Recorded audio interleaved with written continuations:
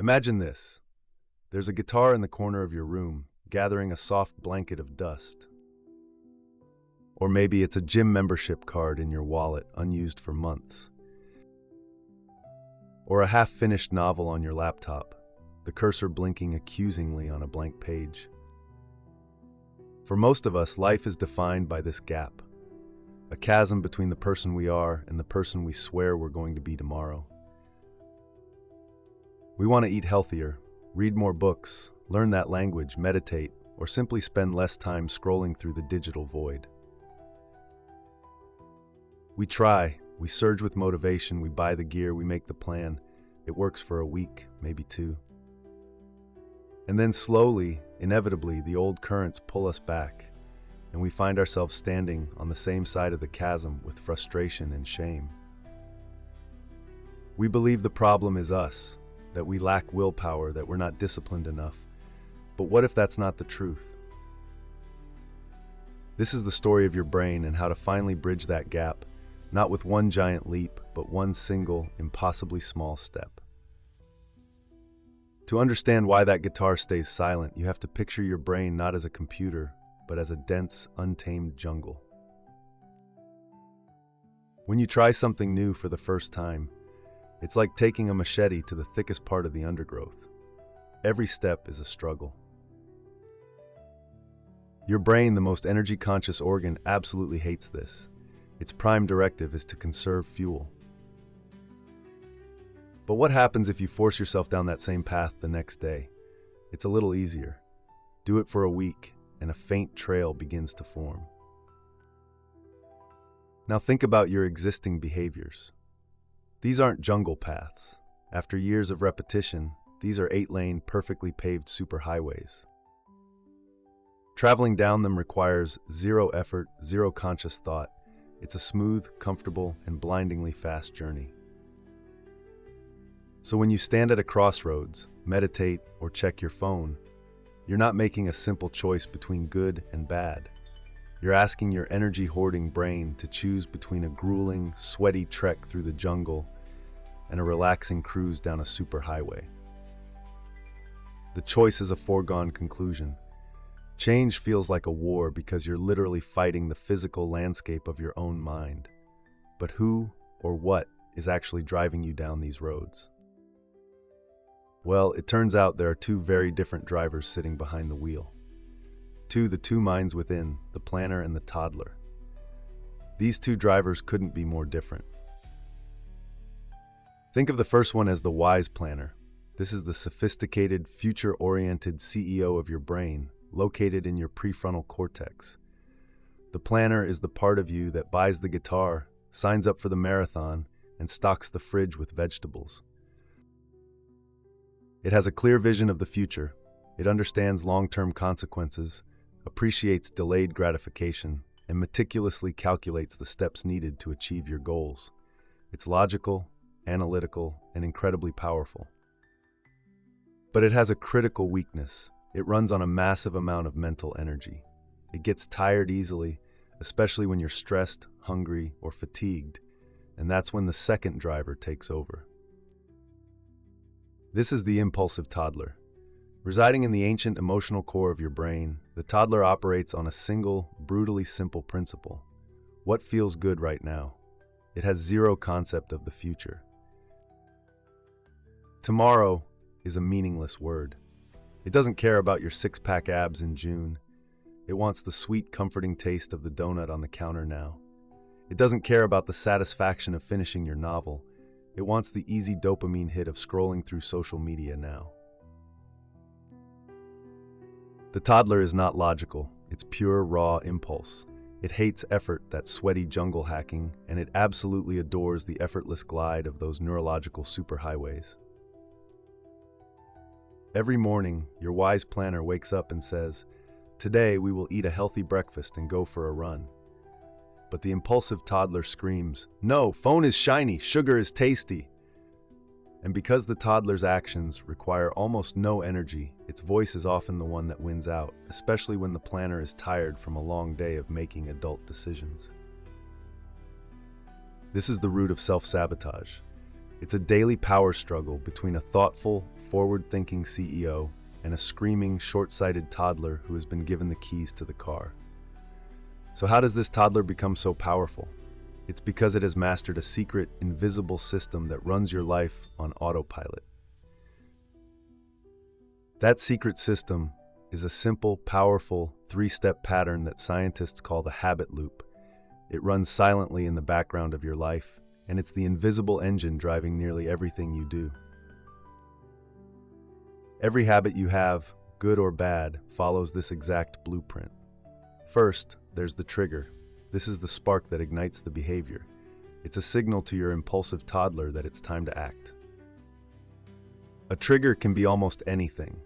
A time of day, like 8 a.m. when you reach for coffee, a specific place, your couch, where you always turn on the TV, an emotional state, the feeling of boredom or stress that sends you to the fridge, or the action that just came before, finishing a meal, which triggers the craving for something sweet. When your phone buzzes on the table, that's a trigger. The buzz is a direct command to the toddler's brain. Pick me up. Second, there's the action. This is the habit itself, the thing you actually do. You pick up the phone, you open the cookie jar, you bite your nails. It's the physical or mental performance of the routine. The toddler happily steers the car down that familiar, comfortable superhighway, executing the behavior without any conscious thought. And third, the most crucial step, the reward. This is the payoff. It's the satisfying feeling your brain gets from the action, the little jolt of pleasure or relief that tells the toddler, yes, that was a good thing, let's do it again. The reward is the sugar rush, the distraction from your boring work, the momentary easing of anxiety. This is what reinforces the habit loop. Each time you complete the loop, the reward cements the connection between the trigger and the action, making the neurological highway a little wider, a little smoother, a little more automatic. Over time, this loop becomes so ingrained that your brain starts to anticipate the reward the moment it perceives the trigger. The buzz of your phone doesn't just trigger the action of picking it up, it triggers a craving for the reward of distraction. This is the toddler's domain. It doesn't understand long-term planning, but it is an absolute master of this loop. It builds its entire world around these simple, reliable systems of immediate gratification. So if this inescapable loop is the prison, it must also be the key. We can't overpower the toddler, but we can hijack its operating system.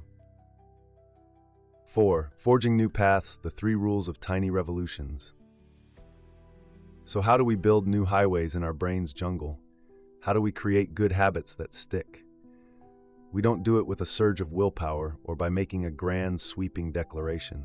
We do it by playing the toddler's game. We create a new habit loop so simple, so easy, and so rewarding that the toddler eagerly chooses it. This is the art of the tiny revolution, and it follows 3 simple rules. Rule number 1, make the trigger obvious. You can't walk down a path you can't see. To start a new habit, the trigger needs to be so in your face that it's impossible to ignore. This is about becoming an architect of your environment. Do you want to play that dusty guitar? Don't leave it in the case. Buy a cheap stand and put it right in the middle of your living room, the place you walk past a dozen times a day. The guitar itself becomes the trigger. Want to read a book instead of scrolling on your phone before bed? Don't leave the book on the shelf. Place it directly on your pillow every morning. When you go to bed, you'd have to physically move the book to get to your phone. You're creating a trigger that is more powerful and more present than the trigger for your bad habit.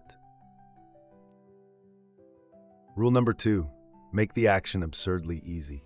This is the most important rule. Your new habit must be so laughably small that the impulsive toddler has no reason to object.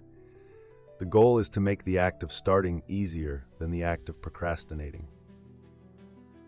We're not trying to build a highway overnight. We're just trying to clear a single branch.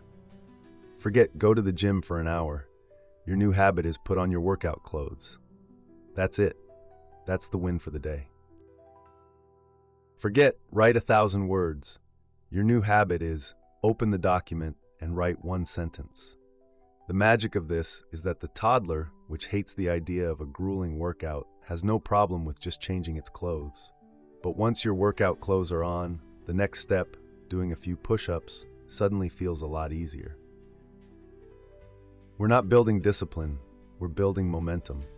Start with an action that takes less than 2 minutes. Rule number 3, make the reward immediately satisfying. The wise planner understands the long-term reward of working out, but the impulsive toddler doesn't. It needs its treat now. Since good habits often have delayed returns, you have to pair the action with an immediate reward. This reward doesn't have to be a cookie. It just has to be a small signal of success that your brain enjoys. A great way to do this is with tracking. Get a calendar and draw a big, fat, satisfying X through every day you complete your tiny habit. That visual evidence of progress is a powerful reward. Or you could bundle temptations. For example, you are only allowed to listen to your favorite podcast while you're on your daily walk.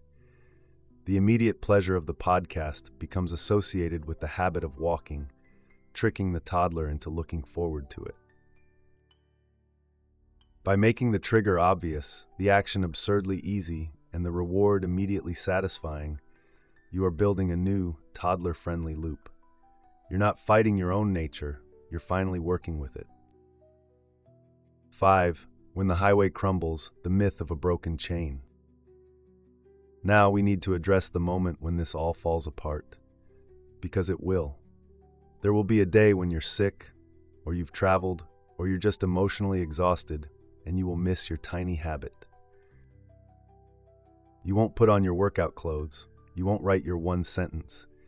The X on the calendar will be a blank, glaring square. In this moment, your brain's all-or-nothing thinking will kick in. This is a trap. You'll think, well, I broke the chain, the streak is ruined, I've failed. This single thought is the most dangerous saboteur of all, because it gives you permission to give up entirely. You tell yourself you'll start again on Monday, or the 1st of next month. And just like that, the new, fragile path in your brain's jungle starts to get overgrown again. This is where you need a new rule. The goal is not to be perfect. The goal is to be resilient. The new rule is simple and non-negotiable. Never miss twice. Missing one day is an accident. It happens. It's a data point. But missing 2 days in a row, that's not an accident. That is the beginning of a new habit, the habit of not doing your habit. It's the first shovel of dirt on the grave of your progress. It's an invitation for the weeds to reclaim your path. Anyone can have a bad day. Successful people have bad days too. The difference is that they get back on track with ruthless speed. Forget perfection. Your new identity is not someone who never misses, but someone who never misses twice. 6. The Grand Canyon effect, the astonishing power of 1%. At this point, you might be thinking, this is it? Put on my shoes, write one sentence? That's not going to change my life. And in a single day, you're right. It won't. A single drop of rain will not change the landscape. But what happens when that drop is followed by another and another for 1,000,000 years? That gentle, insignificant force carves the Grand Canyon. Your tiny habits are those drops of water. They seem like nothing in the moment, but when you are consistent, their effect is not additive, it's compounding. They are the sculptor's chisel, and time is the hammer. If you get just 1% better at something each day, by the end of a year, you won't be 365% better. You'll be nearly 38 times better. The growth is exponential. That single sentence you write each day becomes a paragraph, then a page, then a chapter, then a finished book. Those 2 push-ups become 5, then 10, then a full workout that you don't even have to think about. We vastly overestimate what we can do in a day, but we criminally underestimate what we can achieve in a year. The goal of each tiny action isn't the immediate result. It is to be the person who simply keeps showing up. It's to cast a vote for your future self, one tiny canyon carving drop at a time. 7. Your first step, a direction, not a destination. That gap we talked about at the beginning, the chasm between you and the person you want to be, it isn't meant to be crossed in a single heroic leap. It's meant to be filled one tiny, deliberate step at a time. The dusty guitar in the corner doesn't need a rock star to play it. It just needs you to pick it up for 2 minutes. Change is not a destination you arrive at. It's not a moment where you suddenly transform into a new person. It is a direction you choose to walk in every single day. It's the process of gently guiding the impulsive toddler within you toward better paths, not through force, but through cleverness and consistency. Being a little healthier, a little more knowledgeable, or a little more creative than you were yesterday is a monumental success. So forget about who you'll be in a year. Focus on the next 5 minutes.